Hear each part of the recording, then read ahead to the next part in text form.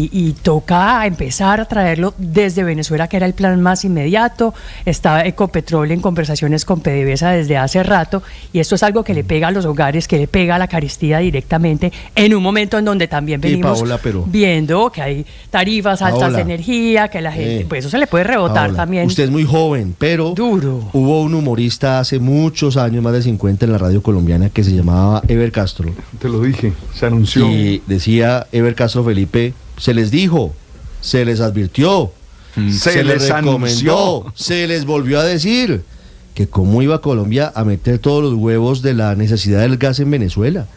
Y dijeron que no, que eso estaba absolutamente controlado. Pues es de donde más barato sale, más barato sale traerlo. Pero recuerde usted que claro. Un plan B, Paola, usted no puede, en un país tan inestable como Venezuela, además con los compromisos políticos que usted tiene que hacer, ¿sí es la mejor idea?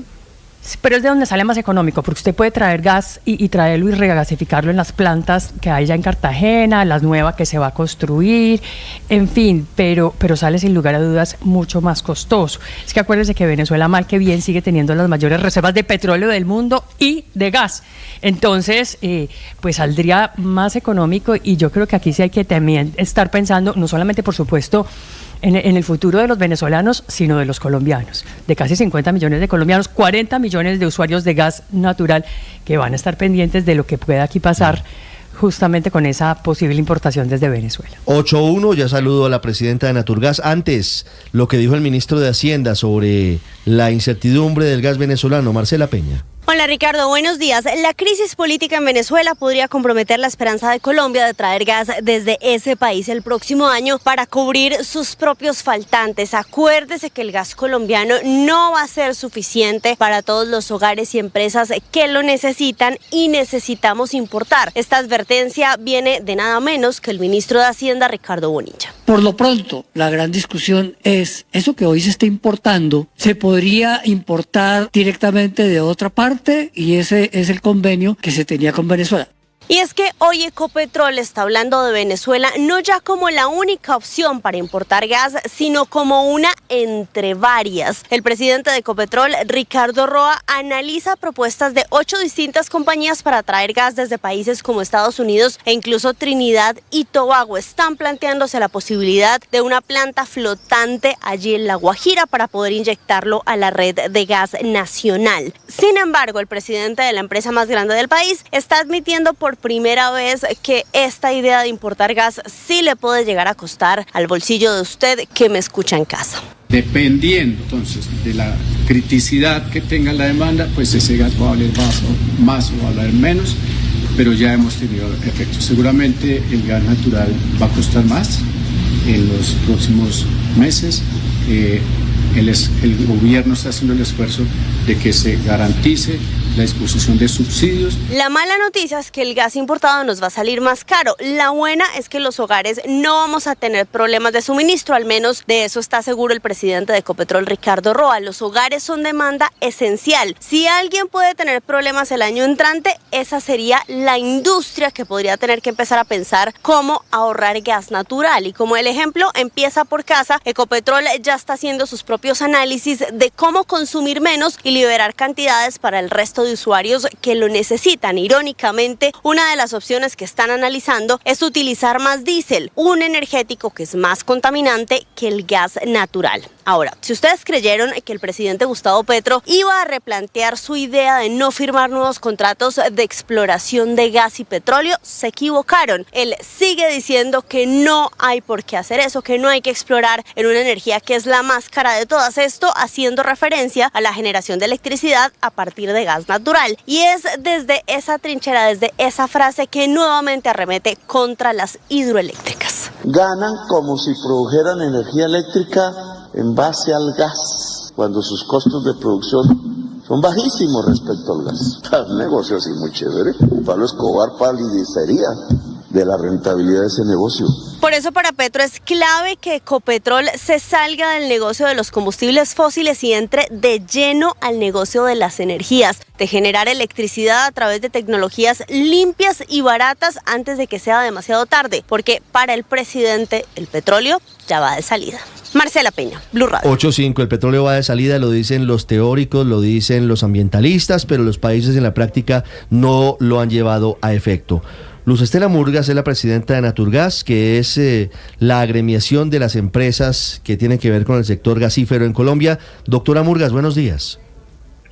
Muy buenos días, Ricardo. Un saludo especial para usted, para la mesa y todos los oyentes de Blue Radio. Doctora Murgas, ¿cómo están analizando ustedes lo que está ocurriendo con Venezuela y su crisis política frente a la posibilidad de que Colombia se quede sin el plan A?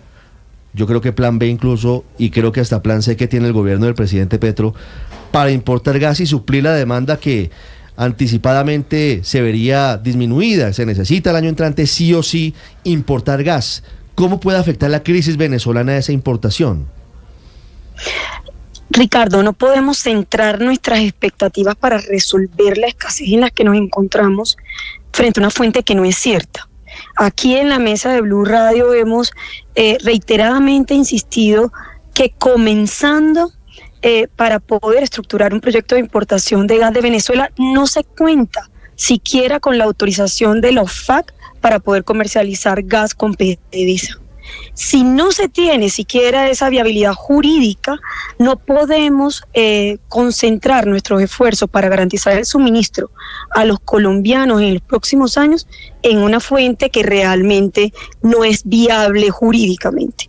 Entonces, adicional a eso, si hoy los temas de electorales y la coyuntura electoral en Venezuela va a retrasar la autorización o el levantamiento de las sanciones para poder traer gas de Venezuela, pues es una fuente con la que no podemos resolver la situación actual de déficit de gas local, razón por la cual tenemos necesariamente que viabilizar otras fuentes externas de importación de gas. Porque realmente lo que ha sucedido es que hemos perdido 45 años de autosuficiencia de gas natural para atender la demanda residencial, comercial, vehicular e industrial. Ser autosuficiente, Ricardo, es lo que nos ha permitido que el servicio público domiciliario de gas natural sea históricamente el más económico de todos. Les quiero compartir una cifra, por ejemplo, que nos da el DNP.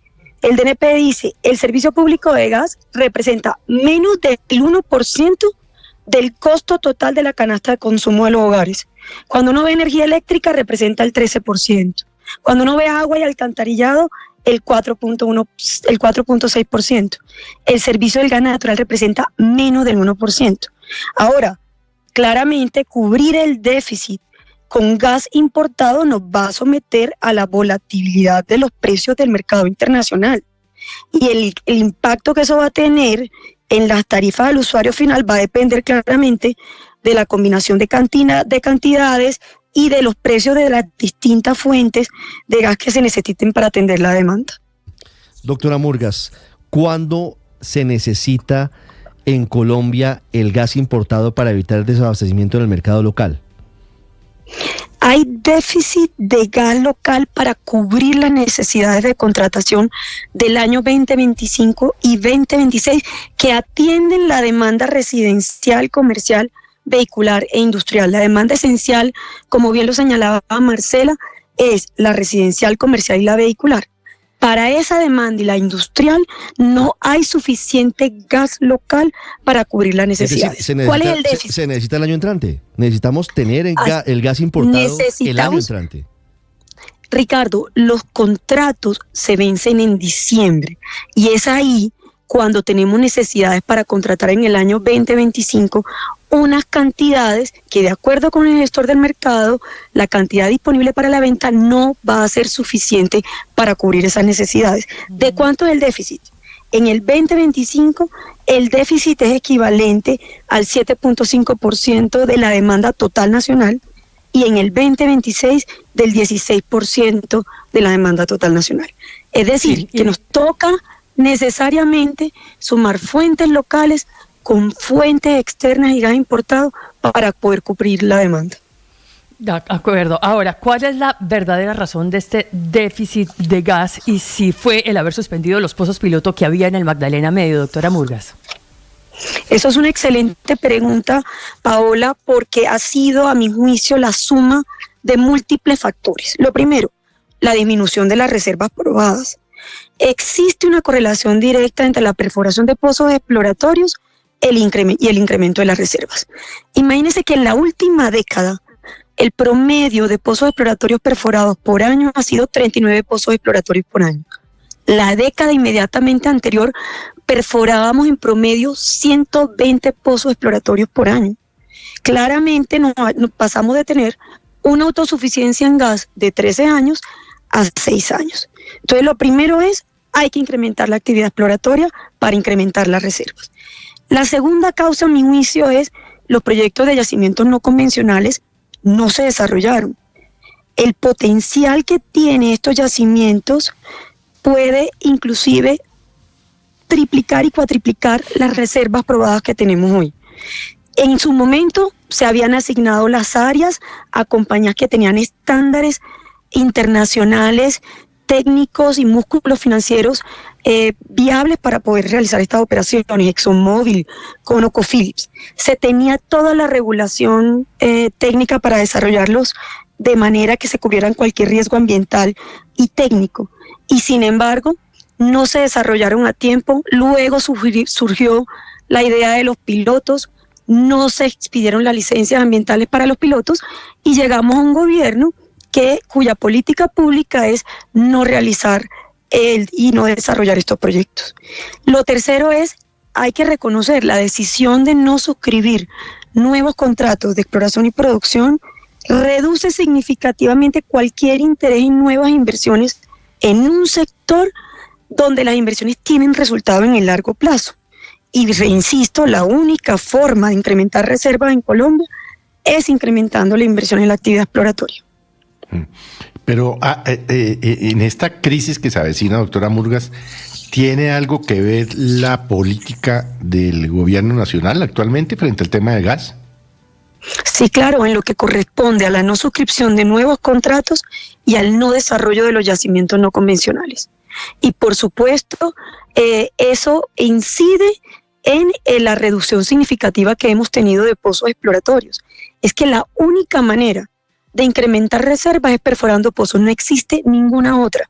Y si hay una reducción significativa en el 2024, solamente hemos perforado 14 pozos exploratorios.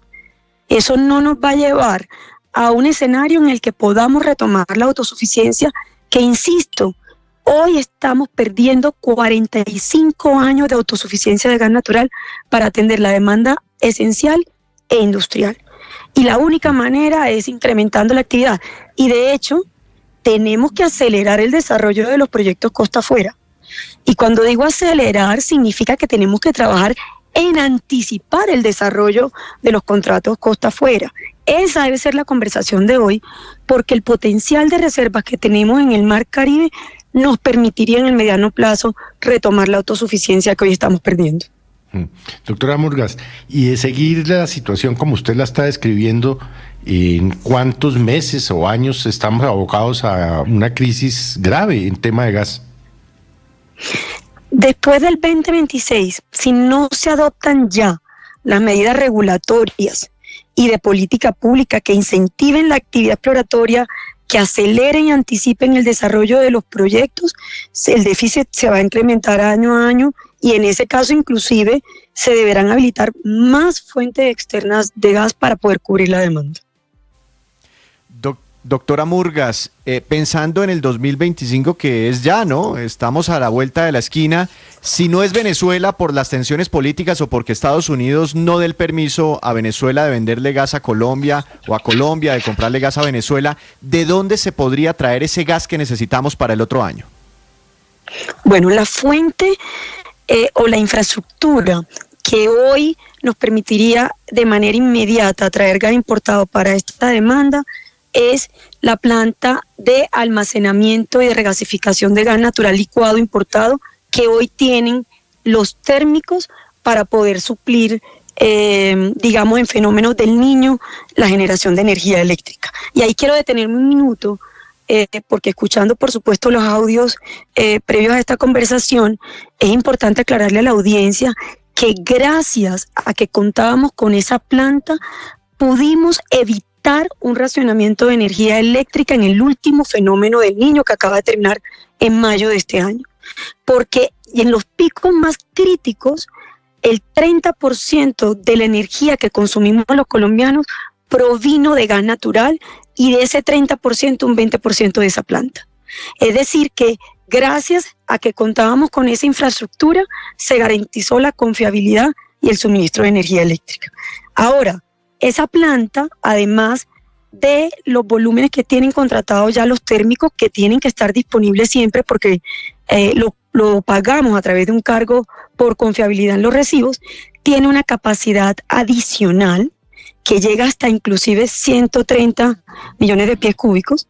Eso equivale al 15% de la demanda total nacional, para darles una idea. Y la idea es que las decisiones regulatorias que estamos solicitando y de política pública habiliten para que los distribuidores y comercializadores puedan utilizar esa capacidad adicional para la demanda esencial e industrial. Esa es una. La otra es importar también en cilindros grandes.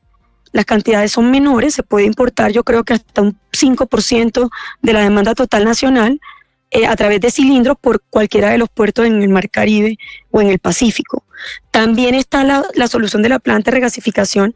Era una solución que vemos más en el mediano y largo plazo, pero el presidente de Ecopetrol anunció que hay un oleoducto que tiene justo en la misma vía del tramo que conectaría esta planta con el sistema de transporte, que podría reconvertirse a un gasoducto, y eso facilitaría y aceleraría ese proyecto de regasificación.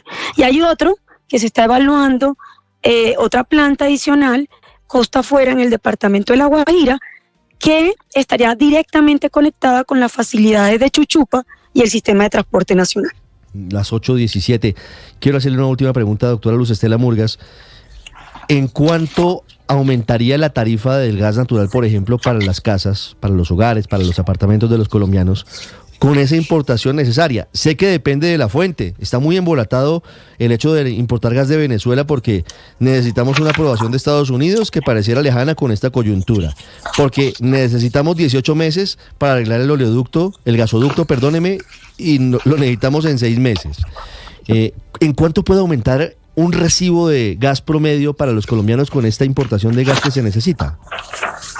Ricardo, necesariamente va a depender de combinar las cantidades, es decir, cuánta cantidad se va a importar para atender una determinada demanda, y también para atender esa determinada demanda, cuáles son las distintas fuentes de gas. Voy a ponerle un ejemplo. Bogotá, pensemos que vamos a atender la demanda de Bogotá. Habrá que tener en cuenta cuánto es la porción de gas importado que se trae, cuánto es la porción que se trae, por ejemplo, de un campo que se llama Gibraltar en Santander, cuánto es la cantidad que se trae de Cusiana, desde Casanare, y combinando todas esas fuentes y la porción y la proporción que corresponde a cada una de ellas, se podrá determinar el precio al usuario final. Ahora, quiero dejar sentado unos datos que pueden ser importantes para ratificar que el servicio público domiciliario de gas ha sido históricamente el más económico. Un usuario en estrato 1 y 2 paga promedio mensual entre 10.000 a 12.000 pesos. Eso teniendo en cuenta que el metro cúbico cuesta 2.200, que hay un consumo promedio entre 10 a 12 metros cúbicos mensuales, y que por supuesto el estrato 1 y 2 recibe entre 60 y 50% de subsidio. Entonces, fíjense que el precio que tenemos que proteger para los usuarios, sobre todo las familias colombianas, recordemos que 36 millones de colombianos hoy tienen gas natural en sus casas, tiene que ser una prioridad.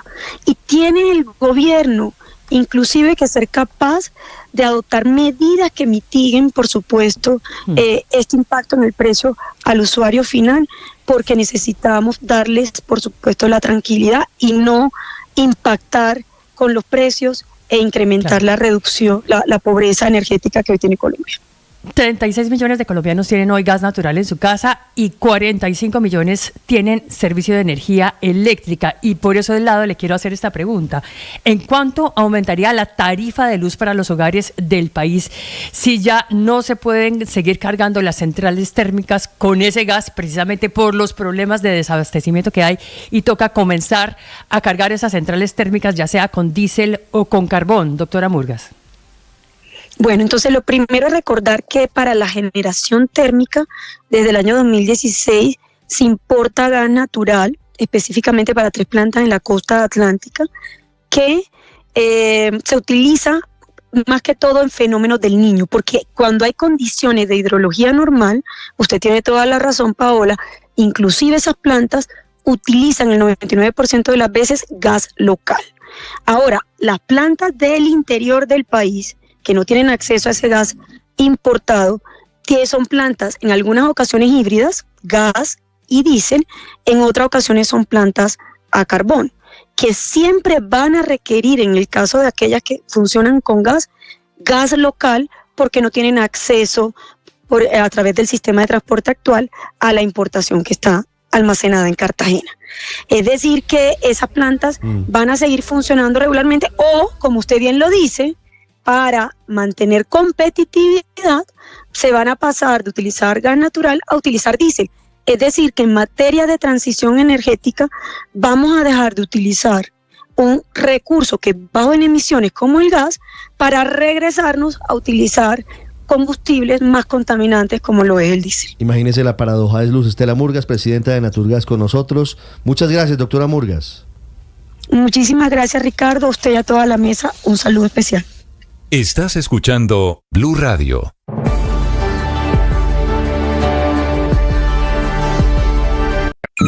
Escanea este código y suscríbete a nuestro canal de YouTube, @Blue Radio Co. Y disfruta y participa de la programación de Blue Radio. Blue Radio, le ponemos cara a la radio. Blue Radio, la alternativa.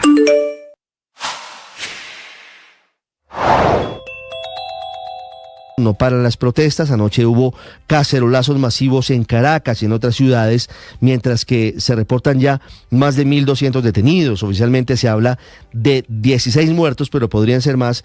Y sigue la incertidumbre por el paradero de 6 opositores capturados por la Guardia Venezolana, entre ellos Freddy Superlano. Solamente hubo una pista anoche por parte del régimen, lo hizo Diosdado Cabello, quien aseguró que Freddy Superlano está detenido y hablando muy bien, lo que confirma las denuncias del partido de Freddy Superlano sobre la posibilidad de que esté siendo torturado para que declare en contra de María Corina Machado.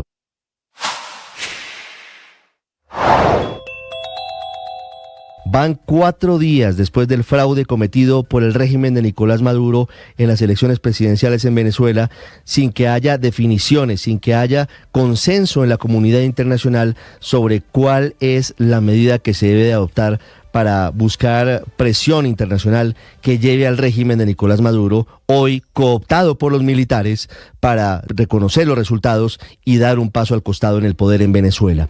En medio de esas discusiones, en medio de esa controversia, el presidente Nicolás Maduro de Venezuela ha confirmado un canal de diálogo confidencial. El presidente Petro, Felipe, en su visita ayer al departamento de Santander, en Piedecuesta, habló sobre las hidroeléctricas y el presidente dio una declaración que obviamente genera una gran controversia, porque imagínese usted lo que dijo el presidente.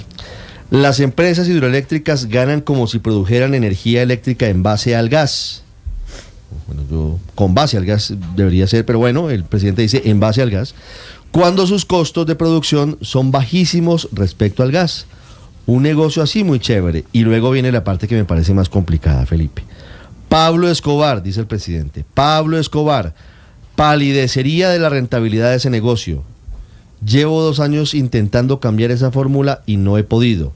Me tumban el del CREG, no sé qué, si sé cuándo, me tumban el decreto. No, usted no puede hablar del magistrado, dijo el presidente. Sí, y tiene muy molestos a los operadores del sector eléctrico, ¿no? Es que meter la comparación con Pablo Escobar, Felipe, siempre es que no cabe por ningún lado, es una comparación indebida. Pero entonces yo ayer viéndolo, porque yo lo vi completo, yo pensaba, decía, bueno, por un lado el presidente sigue peleando con el sector privado, sigue no sé qué, y por el otro el ministro Cristo tratando de hacer un gran acuerdo nacional. Entonces esto no tiene ni pies ni cabeza. Sí, es cierto, Felipe. Por un lado el gobierno intentando tender puentes con diferentes sectores de la economía, de la política. Hemos visto al ministro Cristo y a la señora Laura Sarabia reunirse con el sector empresarial. Y el presidente va y tenga para que lleve. Todo así sí es muy complicado. 8:25 minutos, Felipe. La presidenta de Acolgen, que es la Asociación Colombiana de Generadoras de Energía, que es la que resiente el golpe del presidente, es Natalia Gutiérrez. Nos atiende a esta hora. Hola, doctora Gutiérrez, buenos días. Hola, Ricardo, buenos días a toda la mesa de trabajo y a todos los que nos están oyendo hoy. ¿Cuál es la reflexión de usted de la respuesta frente a las palabras del presidente Gustavo Petro en las últimas horas? ¿Qué tiene que decir sobre el hecho de la altísima rentabilidad que dice que tiene el negocio de las hidroeléctricas? No, Ricardo, nosotros, como ustedes pudieron ver en el comunicado, lamentamos estas afirmaciones, ¿sí? Pues no representan el trabajo arduo y constante de todo este grupo de empresas durante tantas décadas, pero la verdad, yo creo que estas discusiones en redes sociales no nos pueden dejar perder la atención de lo importante, ¿sí? Y creo que no es el espacio para dar las discusiones a profundidad y técnicas como se deben dar. Yo creo que hay un gran desconocimiento por parte del presidente y algunas personas del sector. Este es un mercado supremamente sofisticado, ¿sí? Y este mercado, cuando tuvimos el apagón hace 30 años, lo que se hizo fue mirar las mejores prácticas del mundo, ¿sí? Entonces, el funcionamiento del mercado como lo tenemos hoy en Colombia no es un invento colombiano, es un invento después de hacer un análisis internacional de cuáles eran las mejores prácticas, ¿sí? Y el modelo de funcionamiento de la bolsa como el modelo de funcionamiento de contratos fueron modelos que se trajeron de las mejores prácticas que se han hecho en el mundo en el tema de energía eléctrica. Entonces, a mí también me gustaría un poco poner esta conversación en sus justas proporciones y volver a recordar que la mayoría de la cantidad de energía del país se negocia en contratos de largo plazo. Casi el 85% de la energía está negociada en contratos de largo plazo que no tienen nada que ver en cómo se comporta la bolsa, ¿sí? Y la bolsa tiene otras razones de ser muy importantes y yo lo reduciría como en dos para que nos puedan entender todos los que nos oyen. Uno, la bolsa nos da las señales de escasez de recursos, ¿sí? Justamente para que las plantas térmicas se prendan cuando se tienen que prender, cuando deja de llover y tenemos una hidrología baja, ¿sí? Y segundo, es un mercado de complementariedad, ¿sí? Cuando hay unos aumentos de demanda por cualquier razón específica en cualquier región, pues los agentes van a la bolsa a completar, digamos, esos excedentes, que nosotros hemos insistido que hay que tratar de que todos los comercializadores y distribuidores de energía estén lo más contratados posibles para que no vayan a tener dificultades en la bolsa. Pero también quiero resaltar, Ricardo, porque corre, digamos, también información equivocada sobre cómo se ha comportado la bolsa históricamente. Cuando uno mira las gráficas del comportamiento de los precios de bolsa versus los contratos de energía, pues la bolsa ha estado casi un 70% del tiempo por debajo de los contratos de energía en precios, ¿sí? Entonces, yo lo que quiero hacer un llamado, y como lo hicimos en el comunicado, Ricardo, sí, es a tener una conversación técnica, una conversación tranquila, una conversación a profundidad, ¿sí? Porque yo creo que lo que hay es un desconocimiento de cómo funciona el sistema. Doctora Gutiérrez, las comercializadoras los acusan a ustedes, los generadores, de los altos precios de la energía. ¿Por qué están tan altos esos costos? ¿O cuál es la responsabilidad de las hidroeléctricas, de las generadoras de energía, en los altos precios de los recibos de servicios que están recibiendo sobre todo los habitantes de la costa Caribe? Bueno, yo creo que hay que hacer esa claridad, Ricardo. No son todas las comercializadoras, ¿sí?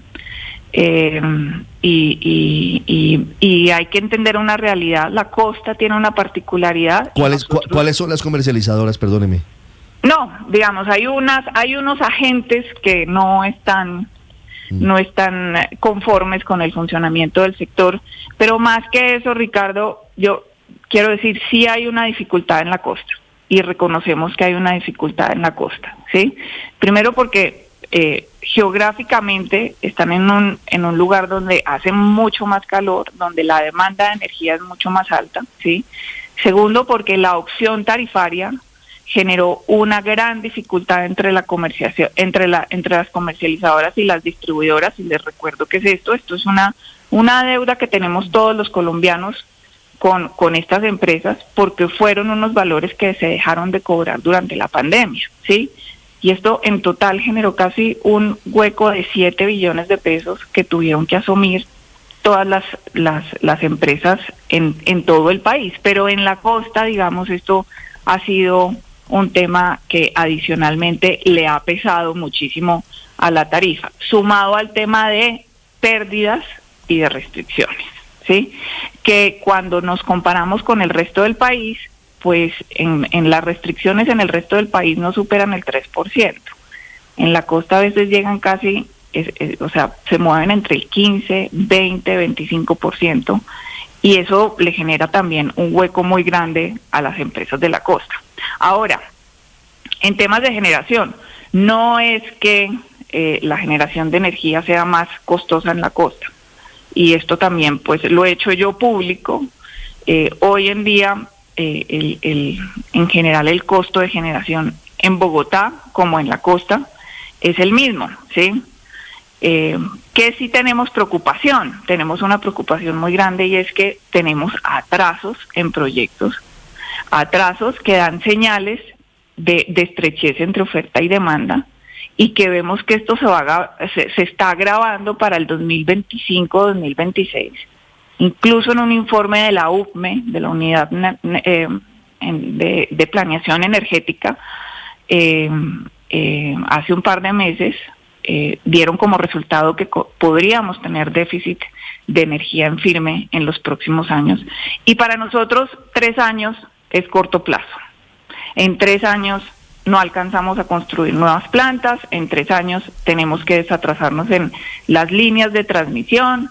Entonces yo creo que el llamado aquí es que tenemos de verdad que ponernos a trabajar, porque se necesitan señales de política pública de largo plazo, de tranquilidad. No es que no se puedan hacer cambios, claro que se pueden hacer cambios, sin gracia de discusión seguramente hay cosas que mejorar de este sector, pero este no es un sector fallido. En este momento Colombia es caso de estudio de países como Chile, de países como Perú, el mismo Ecuador, Brasil. Están mirando por qué Colombia no ha sufrido apagones en los últimos 30 años.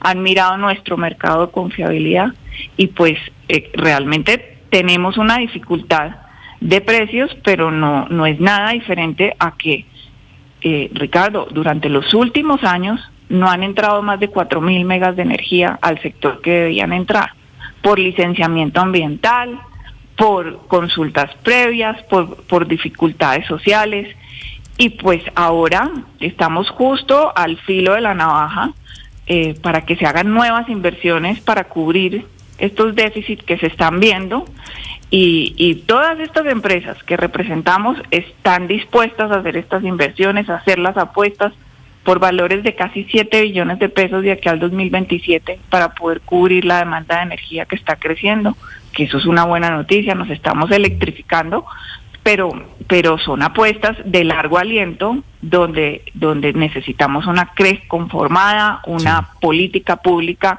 clara de largo plazo, y confianza. Suena cliché, pero este país, este sector se ha construido a base de confianza. Aquí no hay subsidios, aquí no necesitamos que haya inversión del gobierno nacional para poder sacar adelante estos proyectos. Solamente necesitamos reglas de juego claras. 8:34, una última pregunta, doctora Gutiérrez. Frente a lo que han señalado algunos como la Red de Veedurías Ciudadanas, quisiera que usted nos diera su explicación. Dicen, entre otras cosas, que se están haciendo por parte de las hidroeléctricas desembalses artificiosos para subir el costo de la generación. ¿Eso es cierto? Eso es falso y es muy desafortunado. Yo he estado en varios medios y Ricardo, gracias por este espacio para poder hacer la aclaración. Los vertimientos en esta época, sobre todo en el fenómeno de la Niña, no son una cosa extraña, aunque es indeseable. Para cualquier empresa hidroeléctrica es indeseable tener vertimientos, pues porque esa es energía que se puede vender en el mercado, ¿sí? Pero además los vertimientos no incrementan el precio de energía. También publiqué una gráfica con los movimientos históricos de esto. Y cuando hay intensas lluvias, pues efectivamente crecen los cauces de los ríos y se van llenando los embalses. En algunos casos, a los embalses los supera su capacidad operativa versus la cantidad de agua que les entra, y a veces toca dejar pasar algo de agua, con mucho cuidado además, porque hay que cuidar mucho los caudales ambientales y aguas abajo, pues todas estas comunidades que están aguas abajo de los embalses. Segundo, pues puede haber desembalsamiento por mantenimientos. A las hidroeléctricas también hay que hacerles mantenimientos. Y puede haber dos casos, el mantenimiento programado o el mantenimiento no programado. Y en estos últimos 20 días tuvimos de los dos, tuvimos un mantenimiento no programado de una planta que tuvo una creciente inesperada y que hubo que parar toda la planta para prevenir el daño de todas las máquinas. Y tuvimos otro embalse que estaba programado para salir en abril, pero que por el fenómeno del Niño se reprogramó, y esto se reprograma con el Centro Nacional de Despacho, con XM. Esto es una coordinación de todo el sector para poderle hacer un mantenimiento que además arrancó su mantenimiento tratando de tener el embalse lo más bajo posible para poder para que el desembalse no fuera, o dejar pasar agua no fuera una cosa exorbitante. Entonces, este es un sector complejo, es desafortunado que se use esta información de esta forma y estas cuñas para transmitir información que lo único que genera es un pánico, una sensación de que este sector no se está portando bien, y lejos de eso, Ricardo, lo que se ha hecho en este sector es responderle al país, es trabajar 24 horas al día, 7 días a la semana para que todos los colombianos tengamos energía eléctrica en nuestras casas. Doctora Gutiérrez, muchas gracias. Mil gracias a ustedes. 8:37, la verdad, padre, es que todos estos temas son temas técnicos, son temas complejos, son temas enredados. Pero sabe que en la práctica la gente sigue recibiendo el golpe en el bolsillo. Eso le iba a decir. Todas las explicaciones su familia son válidas. en Santa Marta, mi mamá en Santa Marta, con el golpe le en el sigue bolsillo. llegando a 800.000 barras la luz. Todo, y en Barranquilla, entonces, Vanessa, y en Polo Nuevo, y en todas partes. Pero vivo sola y pago 250.000 pesos de energía en estrato 4.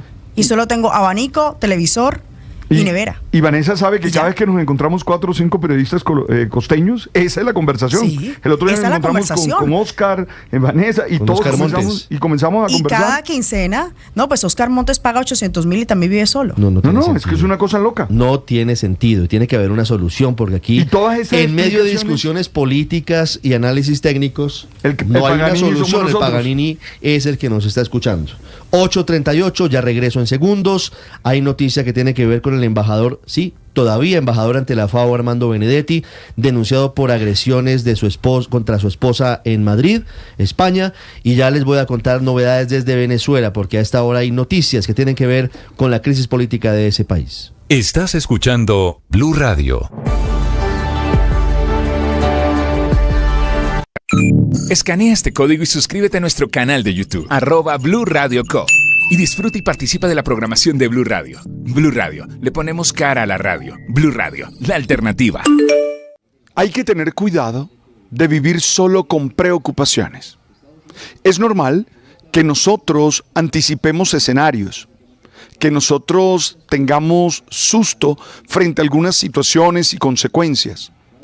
Pero lo que es fundamental es concentrarse, es ocuparse en lo que podemos hacer, en lo que podemos resolver. Mi abuela decía, menos preocupación y más ocupación. Dedícate a controlar eso que es fundamental en tu vida. Eso ocasiona que los escenarios no sean tan difíciles, tan complejos como los estás anticipando. Por favor, la preocupación es buena, pero no puede ser exagerada.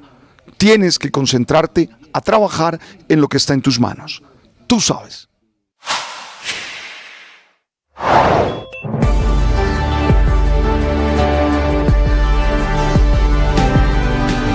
Una noticia, 8:40 minutos, Víctor, que tiene que ver con una movida que intentaba hacer Ecopetrol con la Occidental, con la famosa Oxy. ¿Finalmente se hace o no se hace el negocio, Víctor?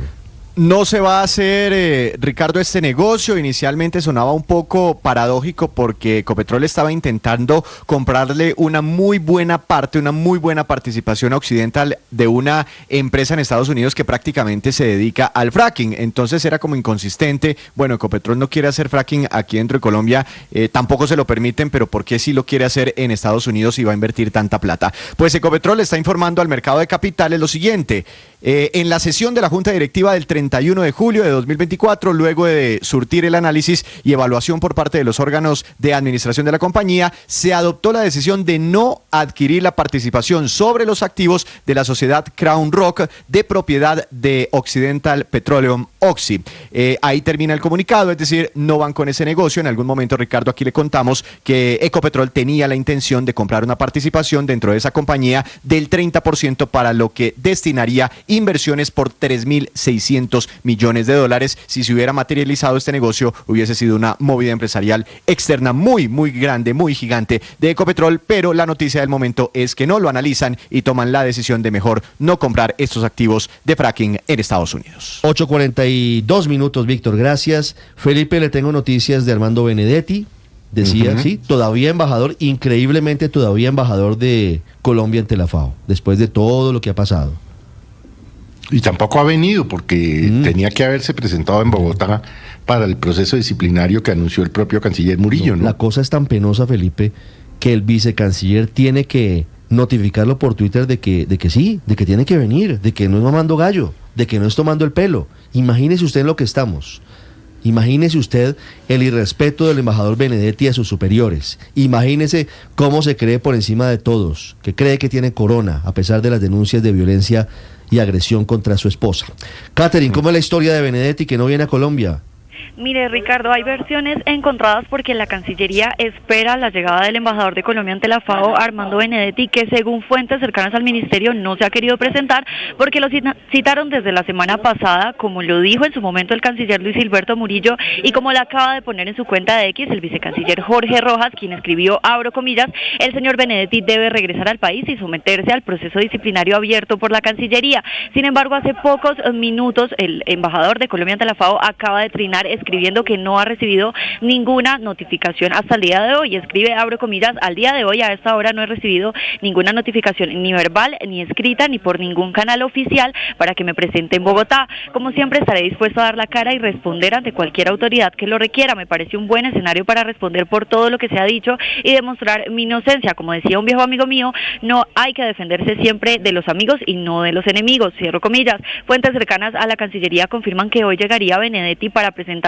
ante la comisión disciplinaria. Sin embargo, él dice pues que no ha recibido esta notificación por la investigación disciplinaria que le abrieron por la presunta agresión verbal a su esposa Adelina Guerrero en un hecho que, recordemos, ocurrió el 30 de junio en Madrid, España. Benedetti hablará con el canciller Murillo y con el vicecanciller Jorge Rojas y allí deberá responder qué ocurrió con su pareja. La comisión podrá darle credibilidad a su versión o suspenderlo si se demuestra la agresión, porque esta es considerada una falta muy grave. Conocimos que la Cancillería se va a mantener en su rechazo al maltrato hacia la mujer y por ende la postura sería que un funcionario con tales cuestionamientos no puede representar a Colombia ante el mundo.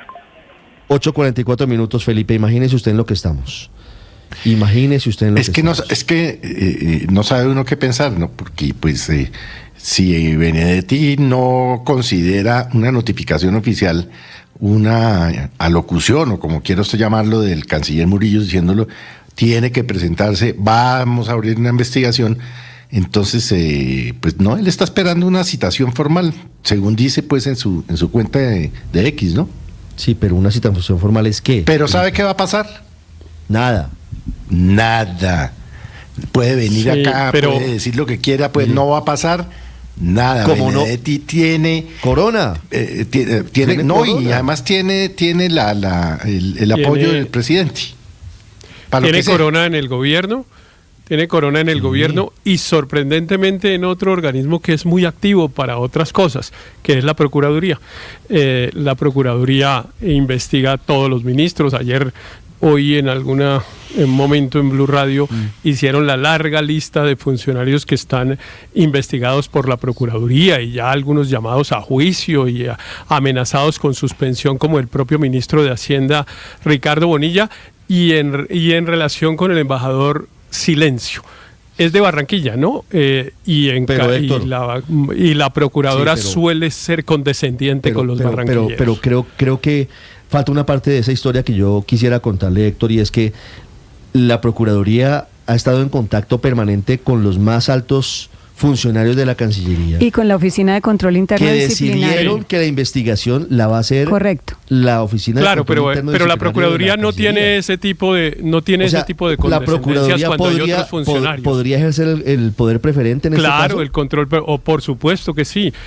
Por supuesto que sí, y no lo hace. ¿Por qué? Pues por condescendencia con quienes han sido amigos de la Procuradora. Es que así se ha ejercido la Procuraduría, desafortunadamente, en este periodo de la doctora Margarita Cabello, que es con amiguismos y con, no sé si se dirá, enemimizgos. Tiene un doble rasero, claramente. Cuando hay unos funcionarios que o por razones ideológicas, por razones políticas o por razones de enemistad personal, los persiguen. Y otros, por las razones contrarias, los amparan. Y en el caso de Benedetti, estamos en un caso de amparo. Yo no comparto eso, Héctor. Respeto su opinión, pero no lo comparto porque pregunté en la Procuraduría y me dijeron que la competencia la tenía la Oficina de Control Interno Disciplinario. Pero si puede ejercer el poder preferente, ¿por qué no lo hace? Porque todavía no se han surtido los términos. En todo caso, lo que no se puede es por atacar a la Procuradora, de quien yo sé usted tiene una opinión y la ha expresado libremente siempre, defender o exculpar a la Cancillería, porque es que quien tiene la responsabilidad de garantizar que los embajadores, como funcionarios del Ministerio de Relaciones Exteriores, cumplan con su labor, hagan caso y sean investigados. Si no hacen caso, pero sobre todo si no cumplen las normas de Colombia, es la Cancillería, que fue la que los nombró. Y es más, el canciller. Es el canciller. Y tan es así que el canciller salió en unas declaraciones diciendo que se abriría investigación. Pero claramente, pues al embajador Benedetti, pues lo que diga el canciller no le importa, porque él siente que tiene la protección presidencial precisamente por todas las cosas que conoce y todos los secretos que guarda sobre la financiación de la campaña, que él mismo mencionó, no me la estoy inventando, él mismo mencionó en unos audios que se filtraron en la revista Semana. Nos vamos presos todos, dijo Benedetti. Entonces, por atacar a la Procuraduría, no defendamos a quien le corresponde. Sigue comiendo deliciosos gelatos en Roma. Investigar mientras aquí es investigado, y adicionalmente burlándose otra vez, como lo hizo cuando era embajador en Caracas. Declarar insubsistente, que es lo que le correspondería a la Cancillería, declararlo. Como lo dice María Consuelo, es como es. Yo estoy totalmente de acuerdo con lo que acaba de decir María Consuelo. Le faltó un pedacito, que el poder preferente de la Procuraduría es para esos casos, precisamente, para eso, para evitar que cuando un funcionario Vamos a consultar pues, a la lo ha nombrado su amigo y lo proteja su amigo, pues se utilice el poder preferente de la Procuraduría. Yo mencioné la Procuraduría para no repetir lo que ya ustedes, Felipe y Ricardo, habían dicho en relación con el gobierno, que yo en este caso lo comparto plenamente. Quería mostrar un elemento adicional que, a mi modo de ver, pues es muy extraño que en este caso no haya actuado. Vamos a preguntarle a la Procuraduría. Claro, porque es más amigo, Aurelio. Es más amigo de Benedetti el gobierno y el presidente que la procuradora, eso sí estoy absolutamente seguro.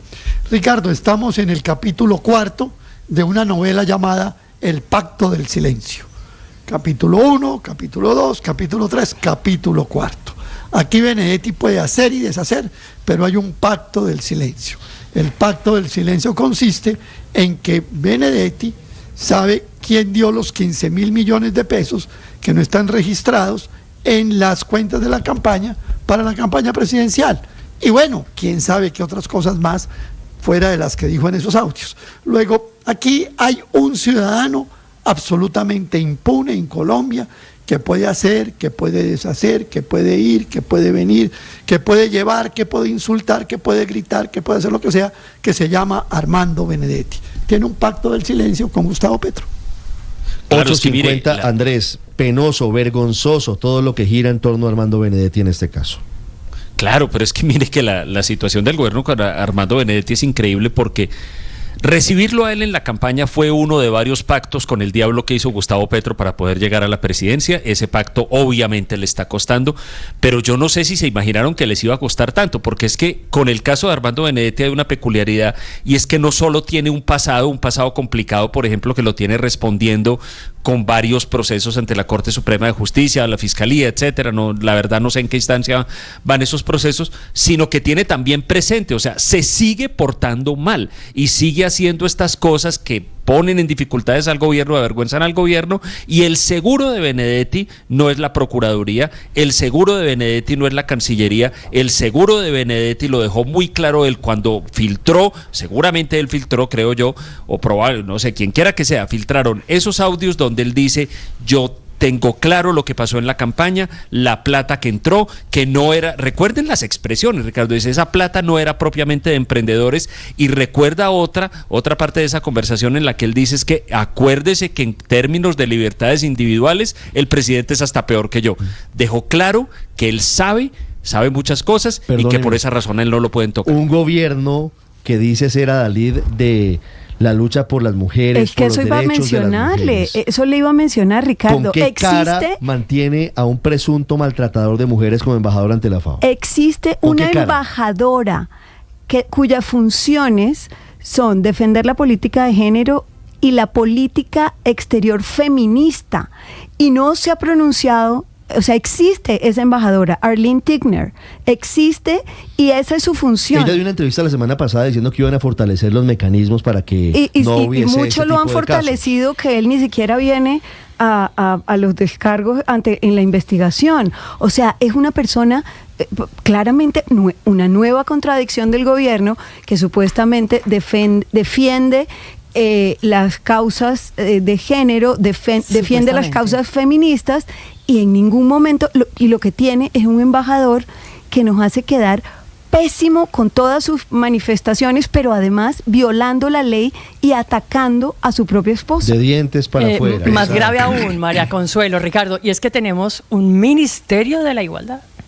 Sí, hay muchos elementos ahí, Felipe, que definitivamente. Pero es que la señora ministra de la Igualdad está hoy. La señora ministra de la Igualdad está hoy en otro cuento. Le tengo noticia. Sí, ella está notificando la opinión pública de una gran noticia. Sí, señor. La vicepresidenta Francia Márquez. Vienen los duques de Sussex. Viene el príncipe Harry a Colombia en las próximas semanas con su esposa a nuestro país, Juan Camilo Maldonado. Sí, señor, visita real, si se podría calificar, Ricardo. Recuerde que estas son las dos ovejas negras de la realeza británica, luego de recibir varias críticas por parte de la reina en medio de este matrimonio que se presentó entre el príncipe Harry y Meghan Markle. Estarán en el país con motivo de un encuentro para tocar diferentes temas internacionales, es lo que acaba de revelar la vicepresidencia Francia Márquez. Le cito el comunicado: como vicepresidenta de Colombia y ministra de la Igualdad y la Equidad, me complace anunciar que el príncipe Harry y Meghan Markle han aceptado amablemente mi invitación para visitar nuestro hermoso país. Tendrá una oportunidad única para relacionarse con líderes sociales, lideresas, jóvenes y mujeres, quienes encarnan las aspiraciones, las voces de los colombianos. Durante su estancia, los príncipes estarán acompañados por la vicepresidenta en una gira nacional. Van a estar en Bogotá, en la región pacífica, en el Caribe. Visitarán respectivamente Cali y Cartagena. Para la vicepresidenta, en estos maravillosos lugares tendrán una oportunidad única para relacionarse con la cultura colombiana y descubrirán el rico patrimonio de Colombia. Ahí está, Felipe. La ministra de la Igualdad y vicepresidenta Francia Márquez estaba gestionando esta visita de los duques británicos. 8:55 minutos. Y vuelvo y le digo, para cerrar el tema de Benedetti, no va a pasar nada. Absolutamente. Como no pasó cuando era embajador en Venezuela. Se fue a Estados Unidos sin permiso. Es intocable, hombre. Venía a Colombia. Es más, cuando él agrede a su esposa y a su familia, a la familia de su esposa en Madrid, él no tenía por qué estar en Madrid. No ha justificado por qué estaba en Madrid y no estaba en Roma, que es la sede. Tengo entendido que estaba en permiso consulares. Por lo que yo le escuché al canciller. Pero hace quedar muy mal el presidente con esa protección a Benedetti, a el canciller Murillo, sinceramente, porque da la sensación de que es intocable, de que lo mismo que le pasó al canciller Álvaro Leiva, lo mismo. No da la sensación. Es intocable. Es intocable, María Consuelo, es intocable. Benedetti es intocable.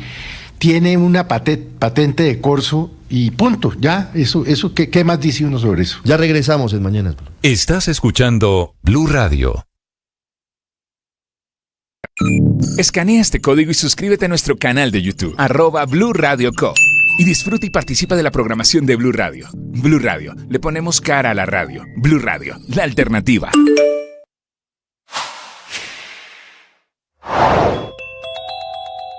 Está clarísimo que los resultados que el Consejo Nacional Electoral reportó son un engaño.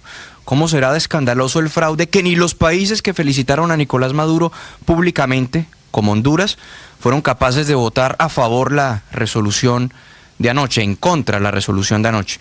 Esos resultados no convencen a la gran mayoría de países en la región, quienes piden publicación de actas. En lo que no hay consenso tampoco es en legitimar a la Organización de Estados Americanos como el organismo mediante el cual se inste al régimen de Maduro a publicar esos resultados. Eso quedó claro con la abstención de 11 países, incluido Colombia, que ya la Cancillería a través de un comunicado ha dado su justificación, que va un poco en línea con lo que el mismo embajador Luis Ernesto Vargas dijo anoche en la sesión. Primero, 8 de la mañana, 56 minutos. De ahora en adelante, cada vez que usted destape una cerveza de Bavaria, deberá saber algo muy importante. Y es que se está tomando una pola hecha 100% con energía solar. Hace 2 años, la productora más grande de cervezas en Colombia se planteó cumplir un ambicioso compromiso de sostenibilidad. Producir el 100% de sus cervezas con energía eléctrica para este año, para el 2024. En ese entonces, en 2022, la empresa anunció que Enel Green Power sería el aliado al que le compraría esa energía. Hoy se está materializando ese acuerdo que le permitirá a Bavaria abastecer sus necesidades energéticas por los próximos 15 años. La alianza abarca 7 cervecerías, 2 malterías y una fábrica de etiquetas ubicadas en diferentes ciudades a lo largo del territorio nacional. Sergio Rincón, presidente de la compañía, es quien anuncia que ahora el 100% de sus cervezas como Póker, Águila, Club Colombia y las demás, y también las maltas, se están produciendo con energía eléctrica solar. Esa energía es generada en la primera etapa del Parque Solar Guayepo 1 y 2, ubicado en el departamento del Atlántico. Dentro de las plantas que ya reciben esa energía solar están la cervecería de Tocancipá, la de Bucaramanga, la de Itagüí, la de Tibasosa, entre otras.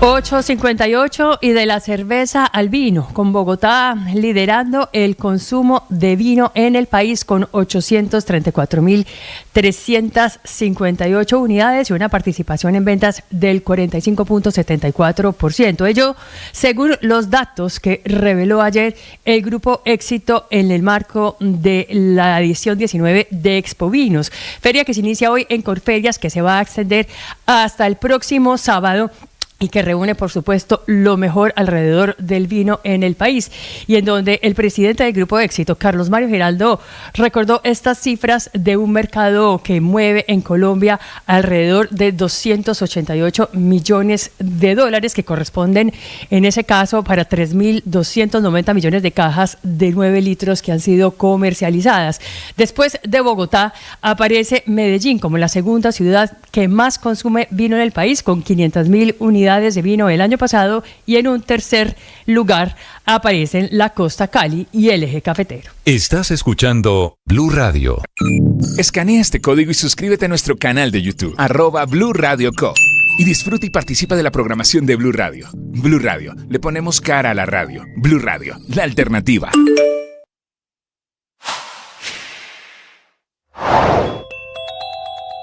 En el Consejo Permanente de la OEA, Colombia se abstuvo de votar para que Venezuela publique las actas electorales. Andrés González, ex embajador de Colombia ante la OEA, nos cuenta qué entiende sobre esta decisión diplomática. Es muy lamentable que no se hubiera aprobado esa resolución de la OEA, que Colombia y otros países no hubiesen votado afirmativamente para acordar una acción colectiva desde el punto de vista de América en algo fundamental, darle transparencia al proceso electoral y encontrar un camino que garantice un monitoreo, una experticia, un análisis directo y técnico de lo acontecido respecto del funcionamiento del sistema